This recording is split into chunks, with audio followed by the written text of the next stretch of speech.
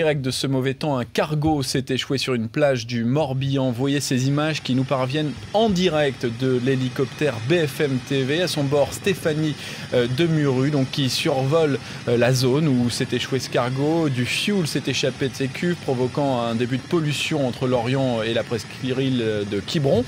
On retrouve Patrick Sauce qui se trouve également sur place pour BFM TV. Patrick, peut-on mesurer l'étendue de la pollution? Est-elle limitée?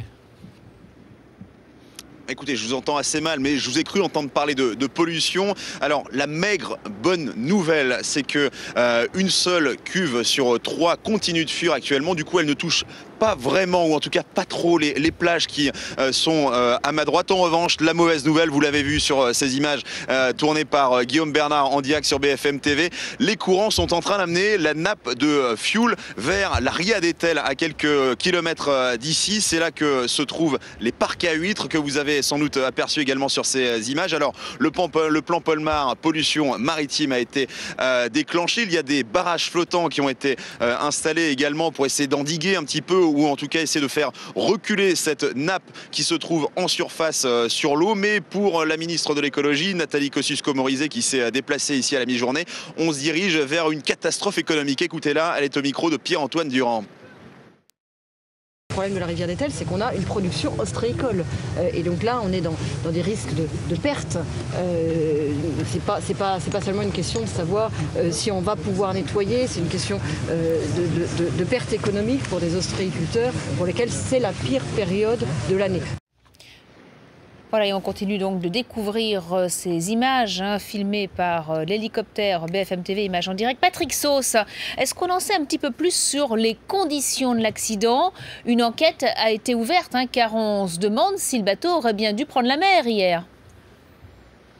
Oui, cette enquête a été ouverte par le parquet de Brest, mais pour la ministre de l'écologie, Nathalie Kosciusko-Morizet, ce bateau n'aurait jamais dû partir de son port à Lorient hier soir. Ce cargo qui naviguait à vide a tout de même tenté de rejoindre l'Angleterre où il devait se rendre. Malheureusement, ça a été un peu compliqué pour lui. Du coup, il a décidé d'aller mouiller du côté de l'île de Groix, un mouillage qui n'a pas vraiment tenu. Du coup, le cargo qui était censé aller chercher du ballast du côté de l'Angleterre a essayé de chercher un endroit un peu plus abrité. Mais lorsqu'on navigue à vide, lorsque la mer est aussi mauvaise, eh bien c'est très difficile de tenir son cap, y compris pour un navire de quelques 109 mètres. Du coup, vers 2 h du matin, eh bien, le TK Bremen s'est échoué. Alors, les 19 membres de l'équipage sont tous sains et saufs. Ils ont été évacués vers la base aéronautique de Lanbiwe. Mais pour ce qui est de ce cargo, eh bien, il va sans doute encore faire partie du décor pour assez longtemps,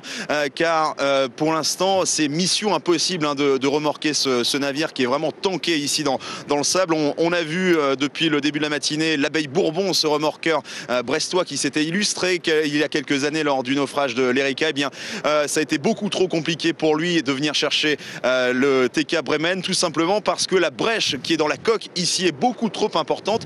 Du coup, l'une des solutions qui pourrait être apportée, en tout cas la ministre de l'écologie en parlait, ce serait un désossage tout simplement du bateau, et ça évidemment ça pourrait prendre beaucoup de temps. Merci Patrick Sauce, et pendant que vous nous parlez, bien, on découvre encore ces images en direct de l'hélicoptère BFM TV qui survole la zone où s'est échoué ce cargo. Voilà, Stéphanie Demuru, Guillaume Bernard sont à bord. Ils vont évidemment approcher le cargo qui continue de perdre son carburant, et on les retrouvera sur place et en direct dans quelques instants.